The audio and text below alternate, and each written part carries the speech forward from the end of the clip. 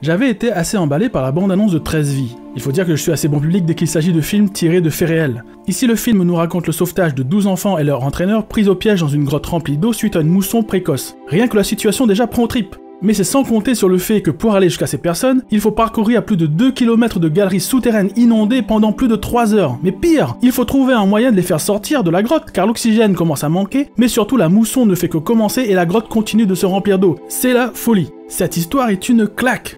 Et cette review ne sera pas très longue car je n'ai pas grand chose à dire de négatif sur le film. La réalisation est très bonne sans être inoubliable, on nous raconte bien les événements avec le temps qui passe et par moments une carte de la grotte pour nous montrer où se trouvent les plongeurs. D'ailleurs les passages de plongée dans la grotte inondée sont vraiment intenses, j'étais agrippé à mon fauteuil. C'est vraiment dingue de voir ces gens tout tenter pour sauver ces enfants, entre les plongeurs qui faisaient des allers-retours dans la grotte et les personnes qui tentaient d'empêcher l'eau d'inonder la zone. Ensuite, le plus fou, le moment où je me suis pris une claque, c'est lorsque l'histoire nous raconte la méthode pour faire sortir les enfants et leur entraîneur de la grotte. Je me suis dit, what? Mais comment ils vont faire ça? C'est un truc de malade! Je suis tombé de mon siège! La méthode est tellement futée, mais à la fois tellement dingue, quoi! C'est tellement délirant qu'ils aient tenté le coup! J'ai été soufflé. En tout cas, j'ai vraiment bien apprécié ce film et je regrette juste de ne pas avoir eu la possibilité de le voir au ciné, car ça aurait été 10 fois plus intense. Bref, je vous le conseille si vous avez envie de suivre cette histoire de fou, ou si vous n'êtes pas trop claustrophobe, hein, quand même.